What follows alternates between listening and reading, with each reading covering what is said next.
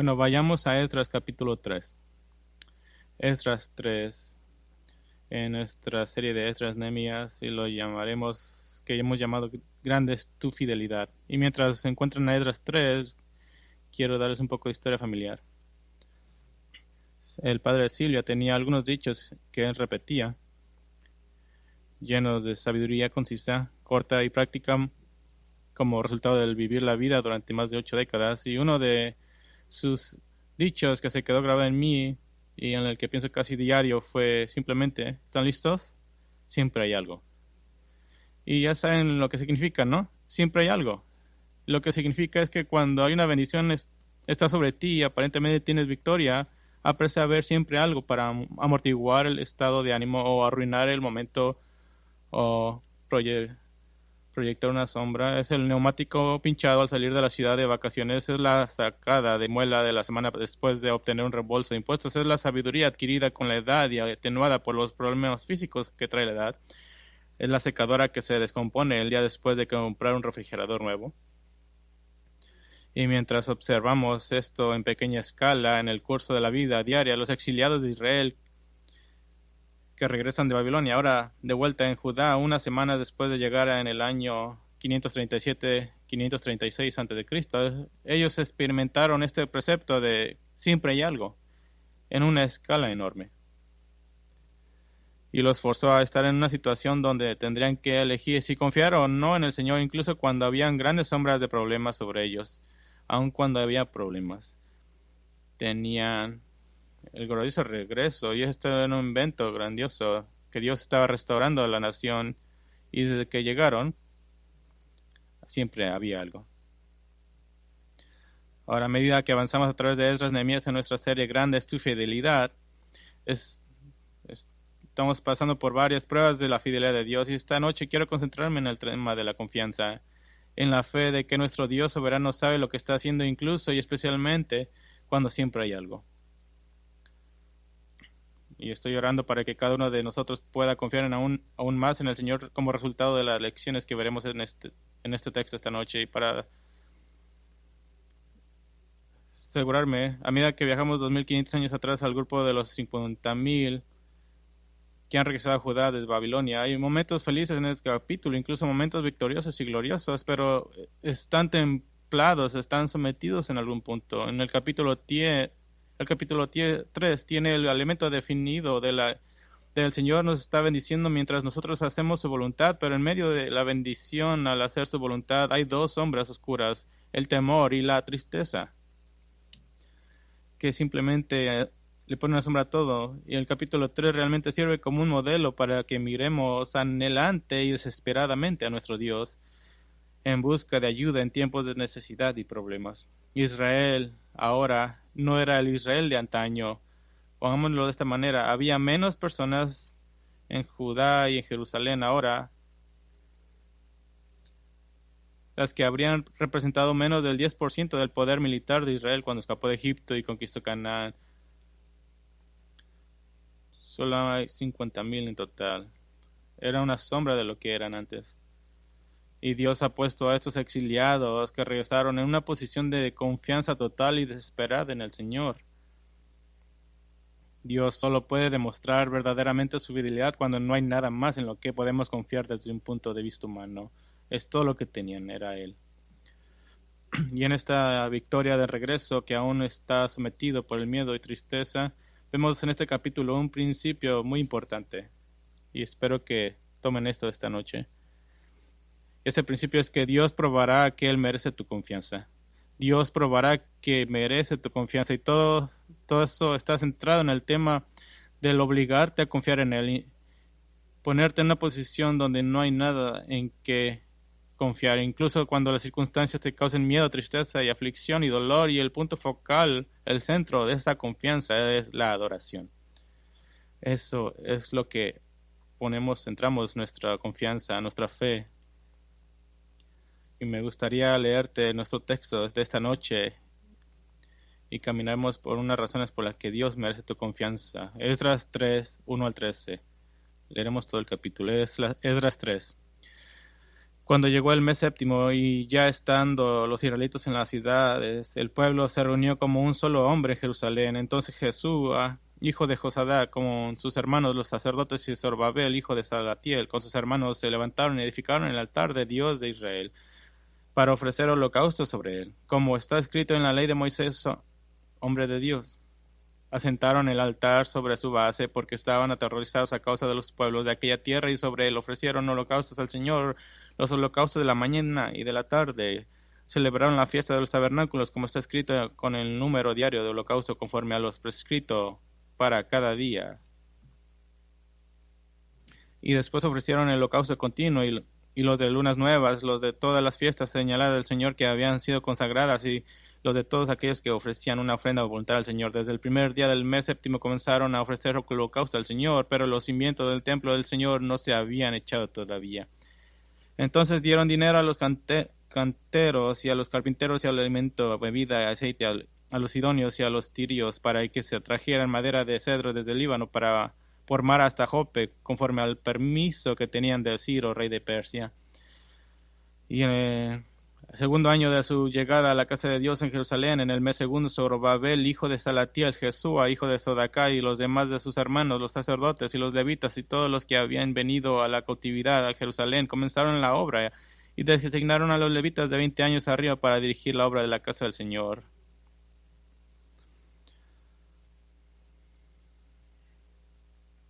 Entonces Jesúa con sus hijos y sus hermanos, Cadmiel con sus hijos, los hijos de Judá, los hijos de Nadab con sus hijos y sus hermanos, los levitas presentaron todos a una para dirigir a los obreros en la casa de Dios. Cuando los albañiles terminaron de echar los cimientos del templo del Señor, se presentaron los sacerdotes en sus vestiduras con trompetas y los levitas, los hijos de Asaf, con címbalos para alabar al Señor conforme a las instrucciones del rey David de Israel, y cantaban alabando y dando gracias al Señor, porque Él es bueno, porque para siempre es su misericordia sobre Israel. Y todo el pueblo aclamaba a gran voz, alabando al Señor, porque se le había echado los cimientos de la casa del Señor. Pero muchos sacerdotes y levitas y jefes de casas paternas, que ya eran ancianos y que habían visto el primer templo, cuando se echaban los cimientos de este templo delante de sus ojos, lloraban en alta voz, mientras muchos daban gritos de alegría. Así que el pueblo no podía distinguir entre el clamor de los gritos de alegría y el clamor del llanto del pueblo, porque el pueblo gritaba en voz alta y se oía el clamor desde lejos. Así que esta noche quiero mostrarles 4 razones por las que Dios merece tu confianza. Dios merece tu confianza, y todas las razones se centran hacia donde Dios te está pastoreando en medio de circunstancias temerosas e incluso dolorosas, y eso es hacia la adoración. Así que centraremos estas 4 razones en la adoración. La primera razón por la que Dios merece tu confianza: Dios nos impulsa a adorarle en medio de la incertidumbre. Dios nos impulsa a adorarle en medio de la incertidumbre. Ahora en el versículo 1 vemos un acontecimiento raro y glorioso: unidad entre el pueblo de Dios. Ahora recuerde que señalé que aunque había un entusiasmo general por regresar a Jerusalén para reconstruir el templo, algunas personas se desviaron rápidamente de su compromiso. Capítulo 2, 78, ¿recuerdan? Dice: algunos de los cabezas de familia que estaban en Jerusalén dieron ofrendas voluntarias para que reedificaran la casa de Dios. Pero en este día cosas han cambiado. Varias semanas después de haber llegado, las trompetas sonaron con el llamado de reunirse, y en este día hubo una unidad total. Dice el versículo 1: cuando llegó el mes séptimo, los hijos de Israel estaban en las ciudades y el pueblo se reunió como un solo hombre en Jerusalén. El texto no nos dice qué causó esta unidad, pero una suposición bien pensada podría ser que se está dando cuenta de la gravedad real de su situación, que estaban en cualquier momento dado a tan solo una invasión rápida de ser aniquilados. Eran débiles,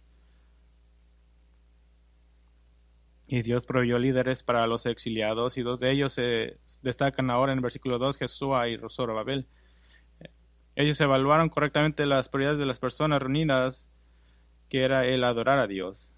es lo que necesitan hacer. Y dado que toda adoración se basa en el sacrificio con el fin de relacionarse correctamente con Dios sobre la base del pago por el pecado, ellos reconstruyeron el altar de Dios para ofrecer ofrendas quemadas, para estar en una correcta relación conforme a Dios.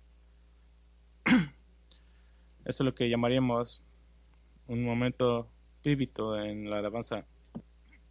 Y en el curso de tu vida, Dios usa circunstancias que duelen, usa circunstancias que causan ansiedad, y en medio de esas circunstancias proporciona momentos memorables, instrumentos cruciales en la adoración. Estos momentos son humillantes y podrían caracterizarse como un momento de ajá.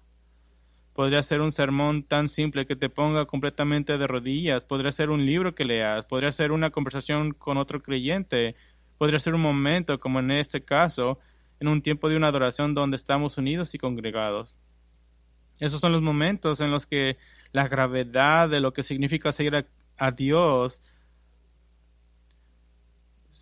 te cae. Lo que quiere decir el afirmar estar en una relación de pacto con Él te golpea con todo su peso y pedazadez. Estas son cosas eternas. Y quiero que note el enfoque de la adoración de la gente. No era para crear una emoción, no era para obtener algo de Dios, no era para sentir una vibra o generar una pasión. No, fue una reunión para reconstruir el altar de Dios, para que la gente pudiera hacer sacrificios a Dios porque son pecadores.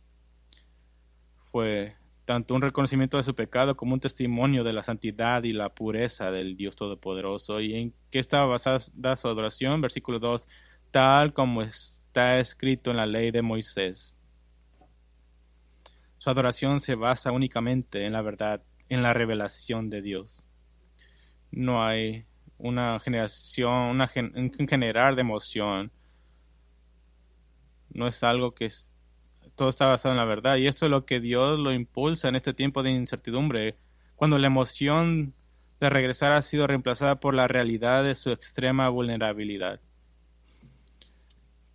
Cuando la emoción de regresar a casa ahora se ha reemplazada por los hechos de que están en una situación muy mala, son vulnerables, son movidos a adorar. La Iglesia de Jesucristo, en nuestro país en particular, está continuamente luchando contra una definición hedonista egocéntrica de la adoración centrada en el hombre, que básicamente dice que la adoración es algún tipo de producto que se me ofrece a mí para darme a mí algo, generalmente una emoción, una vibra, una inspiración. De hecho, esta definición de adoración se ha vuelto tan generalizada que las iglesias tienden a diseñar su tal llamada adoración en torno a lo que le agrada a la gente, estilos de música, incluso estilos de ropa, brevedad de predicación que se trata todo de usted en lugar de Dios. Pero la verdadera adoración aquí, a la que Dios está impulsando a su pueblo, se centra en Él, es algo que se le da a Él, en forma de obediencia a la palabra de Dios, en forma de una unidad solemne de fe, en la forma de sacrificio al Señor de acuerdo con la ley. Esto está muy lejos de nuestro concepto evangélico estadounidense de lo que es adoración. ¿Por qué la gente se reunió como un solo hombre? Porque es unidad, porque había unidad, porque había una gravedad, una soberanía de que ellos necesitaban estar delante de Dios y renovar su obediencia del pacto para con Él, para estar en una relación correcta a través del sacrificio. Y aquí es donde alguien podría decir, pero eso sucedió en el Antiguo Testamento, estamos bajo el nuevo pacto en Cristo, así que se supone que nuestra adoración debe ser más feliz y jovial. Es más mejor en el Nuevo Testamento, ¿que no? Por supuesto que hay un elemento de gozo y deleite en nuestra adoración, pero escuche atentamente.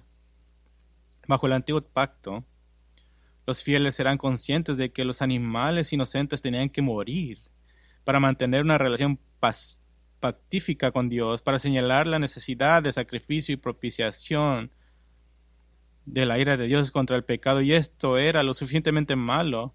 En la Pascua tomabas a este cordero que habías crecido, habías visto crecer, y los niños se acriñaban con ellos y de repente el padre mataba al cordero.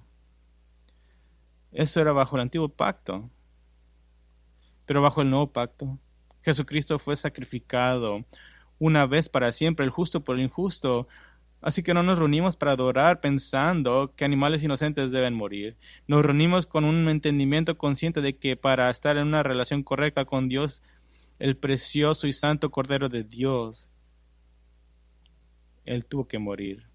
La muerte más cruel jamás imaginada, y tuvo que soportar la ira de Dios en lugar de ti y de mí.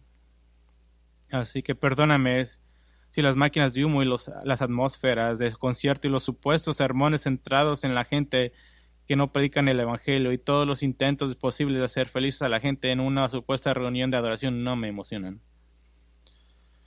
Y tal vez, perdónenme, si cuando se usan técnicas psicológicas y sociales para crear ciertas emociones, y cuando las respuestas condicionales se usan para crear apariencias externas de adoración que no quiero replicar en esta iglesia.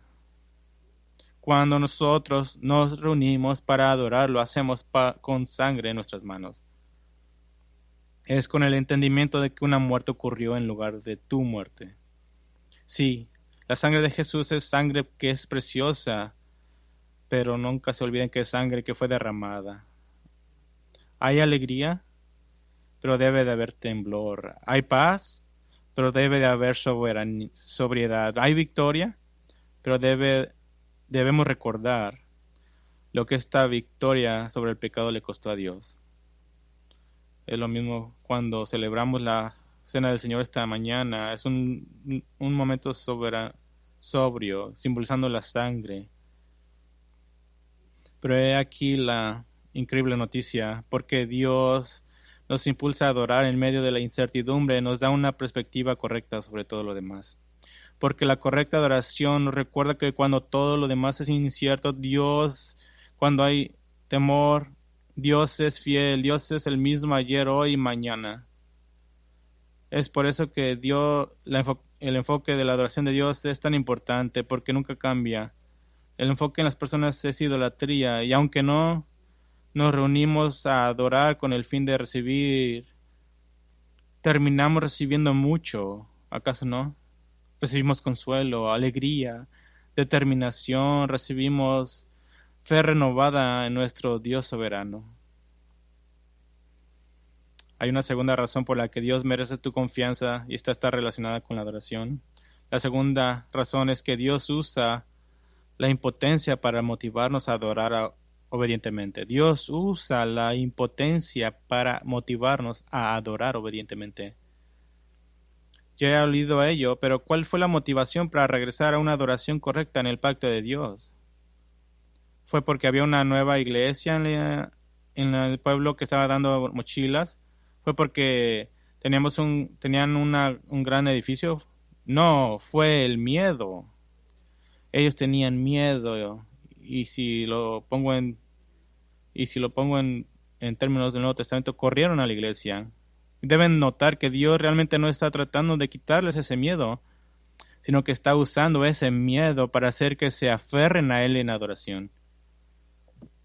Capítulo 3:3. Asentaron el altar sobre su base porque estaban aterrorizados a causa de los pueblos de aquella tierra, y sobre él ofrecieron holocaustos al Señor, los holocaustos de la mañana y de la tarde. Una ofrenda quemada o holocausto transmitía la idea de compromiso total con el Señor, que incluía un reconocimiento de la posición de una persona como pecador. La ofrenda quemada o holocausto fue completamente consumida por el fuego y mostró la naturaleza consumidora de la ira de Dios contra el pecado y la necesidad de un compromiso total, completo y consumido con el Señor. De hecho, en el versículo del 2 al 6, esta idea se enfatiza 6 veces.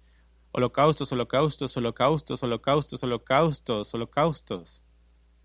Dios los colocó en esta posición de impotencia. Los pueblos circuncidantes incluían a los adoradores pseudofieles de Dios que mezclaban la adoración de Yahvé con la religión pagana. Capítulo 4 habla de ello. Incluían a pueblos gentiles traídos al territorio del norte de Israel después de la conquista asiria en el 722 a.C., a veces llamados samaritanos, especialmente después de casarse con judíos. El texto no nos dice la razón de su miedo.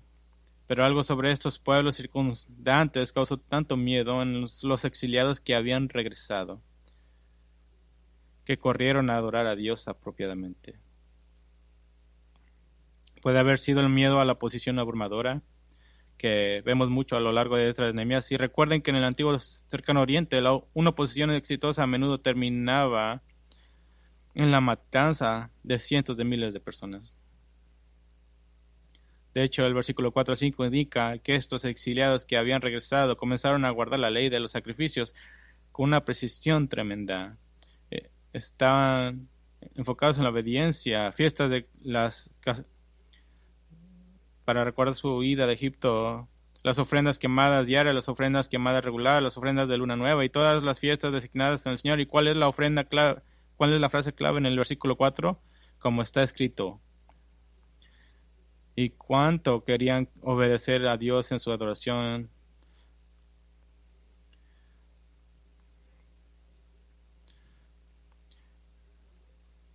Se adhirieron fuertemente a lo que los teólogos llaman el principio regulativo, que nuestra adoración a Dios está prescrita.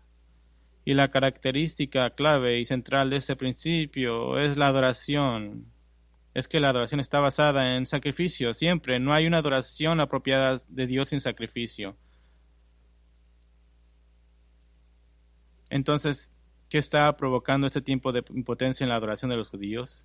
Los estaba motivando a una adoración obediente.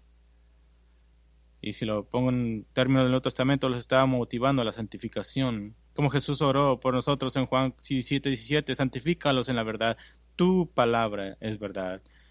Y ellos querían aferrarse a la verdad como pudieran. De hecho, el Salmo 4 nos da una hermosa ilustración de la relación entre la impotencia, la santificación y la adoración. En el Salmo 4, la situación es que el rey David está básicamente rodeado de enemigos. Probablemente durante el tiempo en que su hijo Absalón lideró una rebelión contra David, y David oró famosamente en el versículo 1, cuando aclamo, respóndeme, oh Dios de mi justicia, y en la angustia me has aliviado, ten piedad de mí. Y declaró su confianza en la fidelidad del Señor en el versículo 8, en paz me acostaré y así también dormiré, porque solo tú, Señor, me haces vivir seguro. Pero la parte en el miedo que tal vez nos saltamos un poco demasiado rápido es la exhortación de David a tener un corazón humilde y recto de adoración y autoexamen.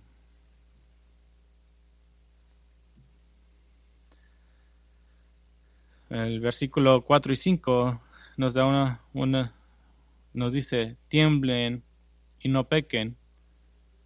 Mediten en sus corazones sobre su lecho y callen, ofrezcan sacrificios de justicia y confíen en el Señor.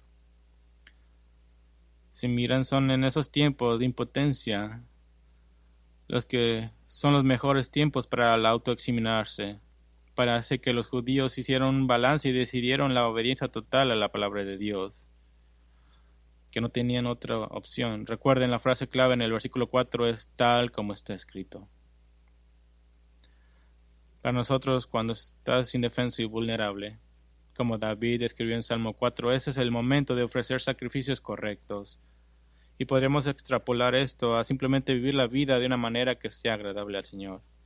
Miramos esta conexión hecha en los versículos famosos de Romanos 12, 1 y 2. Por tanto, hermanos, les ruego por la misericordia de Dios que presenten sus cuerpos como sacrificios vivos y santos, aceptables a Dios, que es el culto racional de ustedes, y no se adapten a este mundo, sino transfórmense mediante la renovación de su mente para que verifiquen cuál es la voluntad de Dios, lo que es bueno y aceptable y perfecto. Esto es exactamente lo que les pasó a ellos. Estaban en peligro, estaban vulnerables y habían corrido a la palabra de Dios y con precisión obedecieron su palabra. O si pudieras decirlo de otra manera, tu tiempo de impotencia es tu mayor oportunidad de confesión y de arrepentimiento. Y podrías preguntar, ¿confesión de qué? ¿Arrepentimiento de qué? ¿Qué tal todo lo que se te ocurra? Todo lo que se te puede ocurrir. En el versículo 4 y 5 hubo un regreso agresivo a la obediencia porque ya habían leído la ley.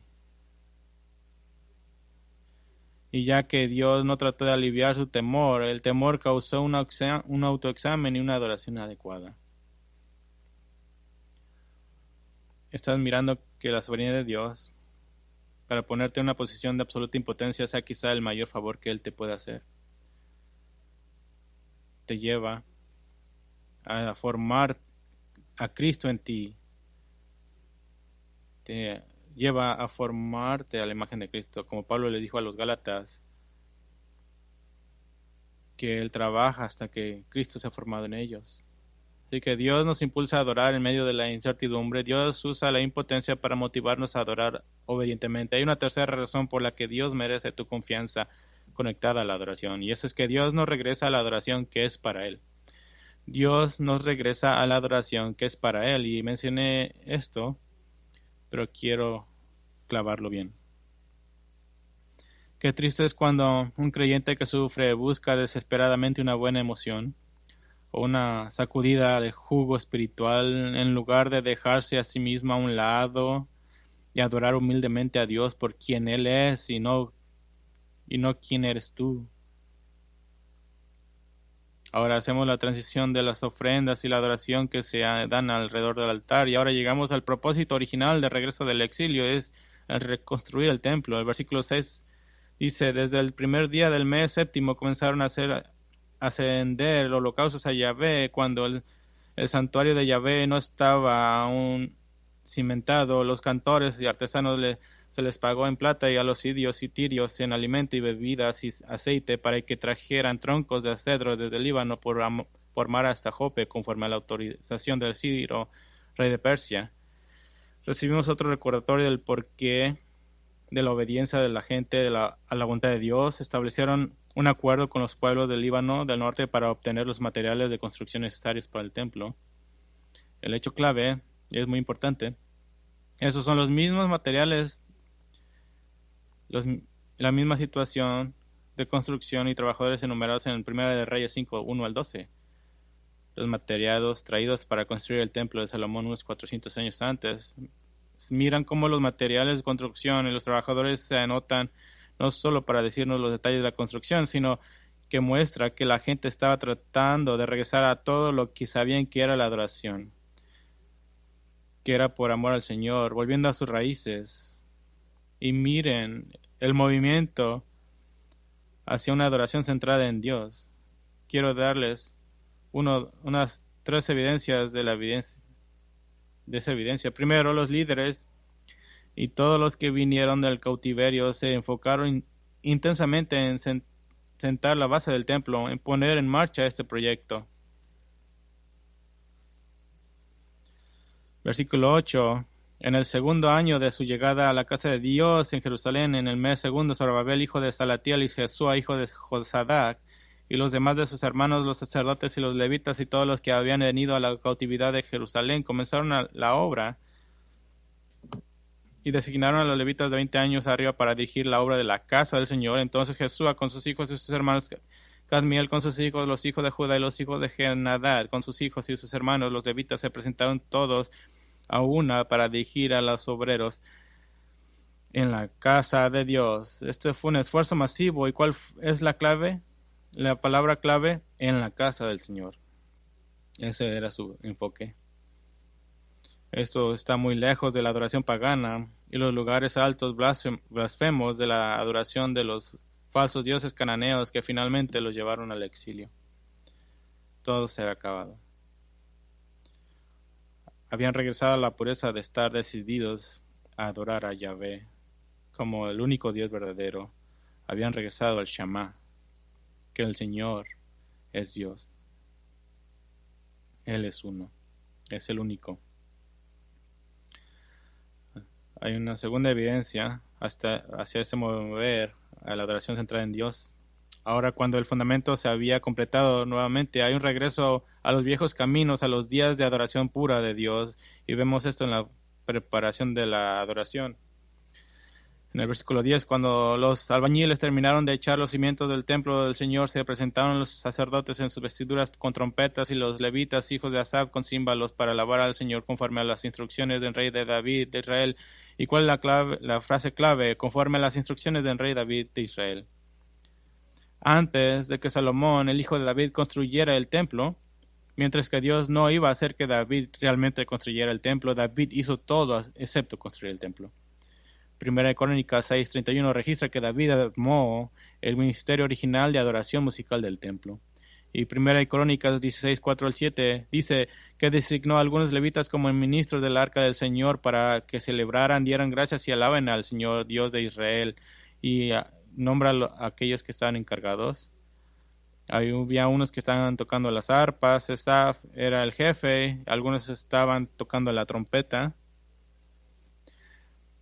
Y todos los días había gente tocando la trompeta y los instrumentos, estando delante del arca proclamando a Dios. Y en el primer día, David proclamó que 1 Crónicas 25 describe un gran coro, no solo voluntarios, sino los cantantes más dotados, 288 de ellos, solo para estar en el templo y alabar al Señor. De hecho, descubrí esto. Primera de Crónicas dice que uno de estos eran estudiantes y otros eran estudiantes, sin embargo, todos ministraban en la casa del Señor. David estaba patrocinando lecciones de música para permitir mejorar la adoración. En total, y esto te hace explotar la mente, Primera de Crónicas 23 muestra que David nombró 4,000 músicos. Así que a su propia manera.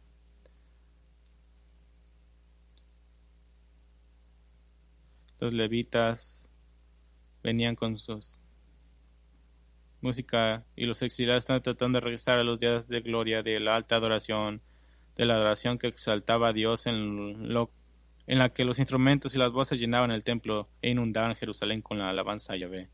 Y solo para ser claro, Primera de Crónicas 25 no dice que los músicos profetizaron. ¿Qué quiere decir eso? Que cantaron y acompañaron canciones de fe y probablemente los salmos. Ellos cantaban verdad. Su adoración se centró en la palabra de Dios, en la verdad, en exaltar a Yahvé. ¿Y cuál es la forma de exaltar la palabra de Dios? Cantar de regreso lo que él escribió. Hay una tercera evidencia de su mover hacia la adoración centrada en Dios. No solo estaban enfocados en la casa del Señor y preparándose para adorar de acuerdo a las instrucciones de David, el rey de Israel, sino que ahora, por primera vez en varias generaciones, el pueblo de Dios se reunió en el templo, al menos en la fundación del templo, para derramar sus corazones en alabanza. Y miran cómo lo hicieron. El versículo 11 dice, y cantaban y alababan, dando gracias al Señor, porque Él es bueno, porque para siempre es su misericordia sobre Israel. Y todo el pueblo clamaba a gran voz alabando al Señor, porque se habían echado los cimientos de la casa del Señor. Cantaron de manera receptiva. Hay dos formas de mirar esto, ya sea con los líderes cantando una línea y la gente repitiendo después de ellos, o tal vez, como miramos en otras partes de las escrituras, las personas divididas en dos compañías para cantarse entre sí.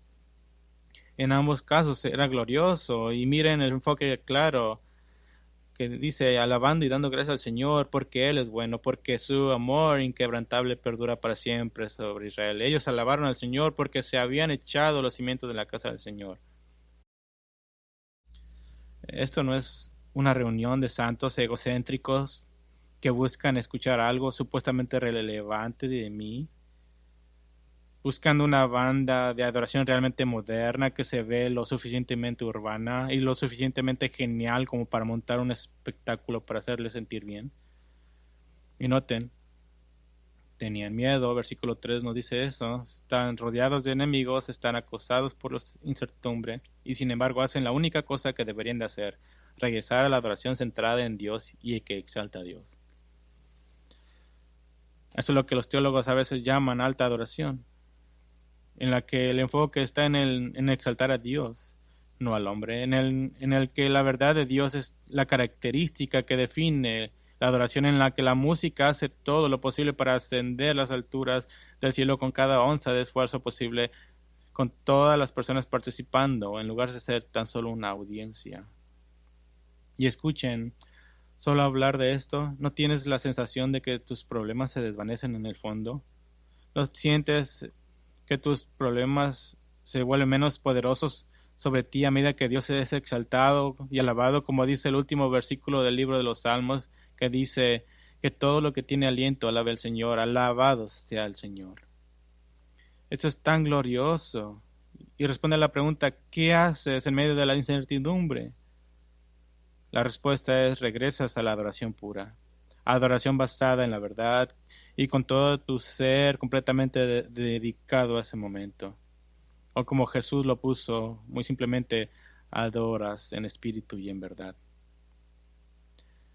Dios nos impulsa a adorar en medio de la incertidumbre. Dios usa la impotencia para motivarnos a adorarle en obediencia. Dios nos devuelve la adoración que es para Él. Y la cuarta razón por la que Dios merece tu confianza y que está conectada a la adoración es que Dios sabe que nuestra adoración está mezclada con el dolor. Dios sabe que tu adoración está mezclada con el dolor.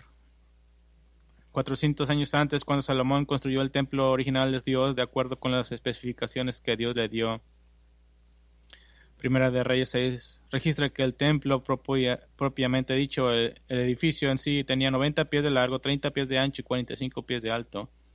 También construyó un vestíbulo frente a la casa del Señor, un edificio separado, y construyó cámaras laterales alrededor del templo, 3 pisos de varias habitaciones y cámaras alrededor del templo. Fue construido de piedra maciza, cortada y preparada en la cantera.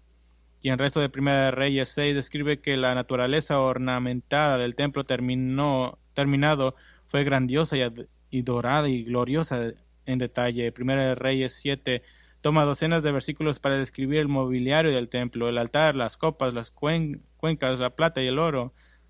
Fueron estas cosas que los exiliados trajeron de vueltas en el capítulo 1 de Esdras. Entonces, ¿qué se necesitó para construir este glorioso templo para el único Dios viviente verdadero? Segunda de Crónicas 2:2 dice, y designó Salomón 70,000 hombres para llevar cargas, 80,000 para labrar piedra en los montes y 3,600 para dirigirlos. 153,600 hombres para construir el templo. ¿Cuántas personas? No solo hombres, sino también mujeres. ¿Cuánta personas regresaron del exilio? Apenas menos de 50,000. Entonces, ¿a qué nivel crees que podrían replicar el templo de Salomón? No están ni cerca. Mira lo que está sucediendo durante este primer servicio de adoración a Yahvé en los cimientos del templo, en versículo 12. Dice, pero muchos sacerdotes y levitas y jefes de casas paternas que ya eran ancianos, que habían visto el primer templo, cuando se echaron los cimientos de este templo delante de sus ojos, lloraban en alta voz, mientras muchos daban gritos de alegría. Así que el pueblo no podía distinguir entre el clamor de los gritos de alegría y el clamor del llanto del pueblo, porque el pueblo gritaba con voz alta y se oía el clamor desde lejos. Tremenda tristeza de parte de unos. ¿Le puedes decir algo? El Señor sabe que incluso mientras lo adoras, sabe que estás viviendo una vida que tiene tremendas penas, heridas y decepciones. Él sabe que tus alabanzas a menudo se mezclan con tus lágrimas. Y vemos esto en este edificio casi todos los domingos. Que al escuchar las gloriosas verdades de Dios y al cantar las preciosas palabras derivadas de la Escritura, el dolor en tu corazón a veces burbujea a la superficie, ¿no? Y mientras burbujea la superficie, Dios los ministra y los consuela.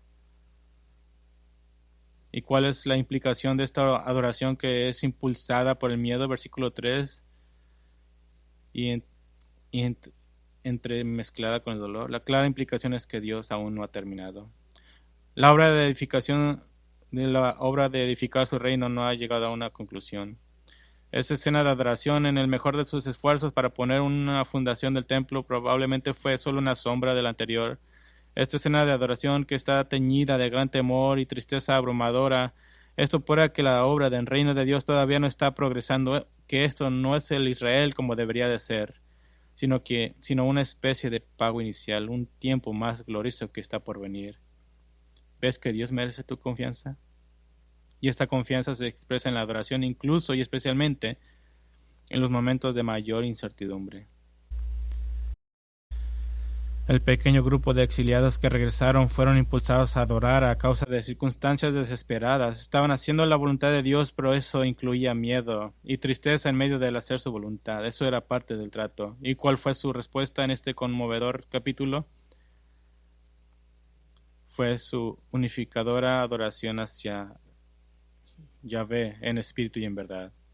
Me pregunto cómo te ayuda esto a crecer a la semejanza de Cristo. Este capítulo me hizo pensar de Jesús, el momento de su mayor dolor terrenal, se registra en la última hora de la noche de un jueves, un poco antes de su arresto. Jesús y sus discípulos vinieron al jardín de Getsemaní y él llevó a Pedro, a Santiago y Juan más lejos en el jardín. En Mateo 26:37 dice, y tomando con él a Pedro y a los dos hijos de Zebedeo, comenzó a entristecerse y angustiarse. ¿No? Suena familiar, ¿que no? Entonces les dijo, mi alma está muy afligida hasta el punto de la muerte, quédense aquí, velen junto a mí. Y adelantándose un poco, cayó sobre su rostro y orando y diciendo, Padre mío, si es posible que pase de mí esta copa, pero no sea como yo quiero, sino como tú quieras. ¿Te dices cuenta de la situación de Jesús? Tristeza y problemas, angustia literalmente. Pero la determinación de Jesús es hacer la voluntad de Dios, el Padre, incluso en medio de este dolor. Y hace lo único necesario en este momento de dolor supremo, en este momento del conocimiento de todo el horrible sufrimiento que estaba a punto de venir sobre él. Fue a Dios en oración. Fue a Dios en oración. De hecho, este enfoque singular y comunión con su Padre lo fortaleció y lo preparó para enfrentar toda una noche de pruebas y palizas y crucifixión matutina.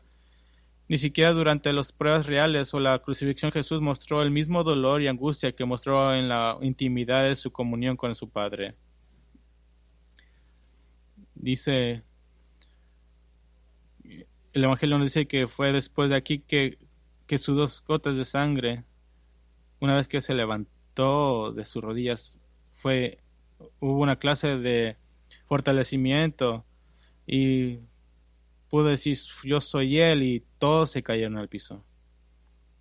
Y para ti, el momento de tu tristeza y de angustia es precisamente cuando puedes simplemente asumir que Dios te está impulsando a adorar. Dios te está impulsando, te está conduciendo a sus brazos amorosos desde su presencia, no solo para obtener una respuesta o para obtener un buen sentimiento, sino para darle una adoración de tal manera que tu corazón esté puesto en Él. Y cuando estés pensando en Él, adivina de quién te vas a olvidar, de ti. Te vas a olvidar de ti mismo. Entonces y solo entonces te estás fortaleciendo para los tiempos de incertidumbre. Y este texto nos lleva también al camino de la cruz, que hay un elemento de fuerza y regocijo que tú tienes, que estos judíos fieles en Esdras no tenían. Mientras estaban tan ansiosos por tener un templo en el que adorar a Dios, debido a la cruz de Cristo, Jesús dijo en Juan 4:21 que se acercaba el día en que un adorador no necesitaría ir a Jerusalén para adorar a Dios. ¿Por qué? Porque cuando Jesús murió en la cruz por los pecados de todos los que se arrepienten y lo reciben como Salvador, se les concede acceso completo y total a Dios, no por medio de un sacerdote humano, sino por medio de Jesús, el gran sumo sacerdote. Y debido a eso, el cristiano tiene el tremendo privilegio de sacar fuerzas del Evangelio, ensayando el Evangelio, las verdades del Evangelio, recibiendo la cena del Señor en memoria de la sangre de Cristo, cantando el Evangelio, escuchando el Evangelio proclamado. Este es el ancla, es tu ancla. ¿Cuál es la más grande necesidad que tenemos? Es del Salvador. El temor y la tristeza, como lo que los israelitas estaban experimentando, es exactamente el momento de sumergirse en el Evangelio. ¿Por qué? Porque un componente importante del Evangelio es la consumación de la salvación final incluso de su cuerpo en la resurrección, que cualquiera que sea el dolor y el temor que esté sucediendo, lo mejor está por venir. Siempre puedes decir eso. Y de hecho podemos relacionar este concepto con Esdras 3, ya que vemos una clara conexión en Esdras 3 con el reino venidero de Cristo. Y esto nos lleva no solo a la cruz, sino al camino hacia el reino venidero de Cristo. ¿Recuerdas los ancianos llorando cuando vieron los nuevos cimientos? La única razón dada fue que ellos eran los que habían visto la primera casa, el templo de Salomón. Y quiero decirte a esto, vayan a Ageo capítulo 2, Ageo capítulo 2, justo antes de Zacarías, antes de Malaquías, antes de Mateo.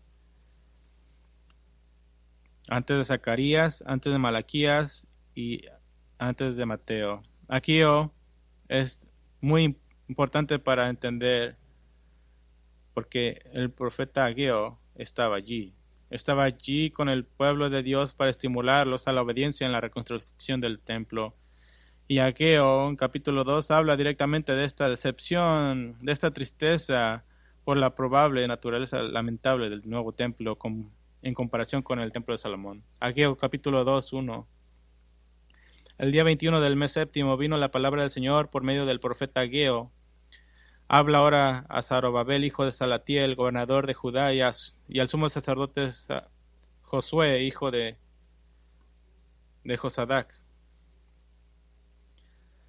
y al remanente del pueblo. ¿Y quién ha quedado entre ustedes que haya visto este templo en su gloria primera? ¿Y cómo lo ven ahora? Tal como está, ¿no es como nada ante sus ojos? Recuerden, estas son las palabras de Dios a través del profeta Ageo, y Dios sabe que ven los nuevos cimientos del templo como nada en comparación con la antigua gloria de la casa de Dios, y sin embargo, miren lo que Dios dice. Dios los llama a ser fuertes en su fe. Dice, pero ahora esfuérzate, Zorobabel, declara el Señor, esfuérzate tú también, Josué, hijo de Sodacac, sumo sacerdote, y esfuércense todos ustedes, pueblo de Israel, de la tierra, declara el Señor, y trabajen, porque yo estoy con ustedes, declara el Señor de los ejércitos, conforme a la promesa que les hice cuando salieron de Egipto. Mi espíritu permanece en medio de ustedes. Y miren esto, dice, no teman. Primero los lleva a la adoración por el miedo, y luego le dice, no teman. ¿Por qué? Porque lo han adorado. ¿Recuerdan el miedo que llevó a los judíos a adorar, y esto fue bueno para ellos? Pero sin embargo, al mismo tiempo Dios exhorta al liderazgo a ser fuerte, sin no temer. Bueno, de repente Dios transporta al oyente a un tiempo futuro, literalmente al mismo lugar geográfico del templo, pero un tiempo lejano en el futuro, incluso en el futuro conforme a nosotros. En el versículo 6, en el futuro dice, porque así dice el Señor de los ejércitos, una vez más dentro de poco yo haré temblar los cielos y la tierra, el mar y la tierra firme, y haré temblar. A todas las naciones vendrán entonces los tesoros de todas las naciones, y yo llenaré de gloria esta casa, dice el Señor de los ejércitos. Mía es la plata y mío es el oro, declara el Señor de los ejércitos. La gloria postrera de esta casa será mayor que la primera, dice el Señor de los ejércitos, y en este lugar daré paz, declara el Señor de los ejércitos. ¿Qué ha pasado? ¿Qué fue lo que sucedió? Que los cielos, la tierra y el mar han sido sacudidos, y que todas las naciones han temblado, reconociendo a Jerusalén y trayendo sus tesoros. ¿Cuándo será eso? ¿Cuándo sucederá eso? Cuando Cristo haya regresado. Eso es lo que les está prometiendo. Zacarías, el otro profeta que ministró a los judíos en este tiempo, describe el regreso de Cristo en victoria sobre sus enemigos en Zacarías 14. Zacarías 14:14 dice que en ese día, dice, se amontonarán las riquezas de todas las naciones circunvencinas, oro, plata y vestidos en gran abundancia. Y el versículo 16 dice que cada año todas las naciones subirán año tras año para adorar al Rey, el Señor de los ejércitos. Y recuerden, nunca venías a adorar con las manos vacías. Y en Ageo 2, el último Ageo 2, Dios dice que la última gloria, la gloria venidera del templo, será mayor que la primera. ¿Qué quiere decir eso? Que incluso será mayor que la gloria de Dios que Dios demostró en el templo de Salomón. ¿Por qué? La misma respuesta, porque Cristo ha regresado en toda su gloria. ¿Qué le faltaba al templo de Salomón? El Mesías. Y dice el versículo 9, en este lugar daré paz, declara el Señor de los ejércitos. Y Isaías 9 dice que el Mesías vendrá y reinará como el príncipe de paz. Y miran cuántas veces dice el Señor de los ejércitos en el Señor de los ejércitos. Que eso significa que habrá ángeles en todas partes. No habrá más tristeza, no más angustia, no más miedo. Así que cuando la incertidumbre abunde, cuando el dolor esté sobre ti, cuando el miedo te envuelva, ¿qué haces? ¿Tratas de resolver el problema? ¿Y qué pasa si el problema no tiene solución desde una perspectiva humana? ¿Qué pasa si como Israel está rodeado de enemigos que traen temor? ¿Qué haces? Haces lo que Job hizo cuando la terrible pérdida y el dolor llegaron a él. Job 1:20 dice: entonces Job se levantó, rasgó su manto, se rasuró la cabeza y postrándose en tierra adoró. Porque Job sabía que esto no era el fin. Esto no era el capítulo final. De hecho, Dios le mostró a Job el capítulo final y él lo declaró. Proféticamente en Job 19:25-26 dijo Job: yo sé que mi Redentor vive, y al final se levantará sobre el polvo. Habla de Cristo, y después de deshecha mi piel, aún en mi carne veré a Dios. Esta es la doctrina de la resurrección de los santos. Así que debo decir por experiencia y de este capítulo que sí, el padre de Silvia tenía razón. Siempre hay algo. Pero nuestra fe contrarresta eso con la gran verdad de que siempre hay alguien. Siempre hay alguien. Y ese alguien es nuestro Dios soberano que está moviendo, se está trabajando y que trae una culminación gloriosa tanto a toda la historia redentora como a tu pequeña parte dentro de esa historia de redención. Dios merece tu confianza. Amén. Confiemos juntos, oremos. Padre, te damos gracias por esta palabra que es tan clara, tan inspiradora, que nos relacionamos con ella. Por favor, esta preciosa gente de ti, esta gente que estaba rodeada de naciones enojadas, que fueron llevadas a adorar por el miedo y sí, a adorar en medio de la tristeza, nos relacionamos con ellos. Pero también miramos que esto nos lleva a la cruz de Cristo, en la cual somos miembros del nuevo pacto, en una relación contigo. Tenemos esperanza de nuestra salvación eterna y la culminación de esa salvación que nos lleva hasta el reino de Cristo, cuando la gloria de Dios sea revelada en esta tierra y en la persona de tu Hijo, el Rey de todos los reyes y el Señor de todos los señores, a quien todas las naciones traerán sus tesoros y le adorarán y le honrarán en reverencia, en asombro. Que nosotros tengamos esa adoración ahora mismo mientras miramos a ese reino venidero. Lo pedimos en el nombre de nuestro Rey, Cristo Jesús. Amén.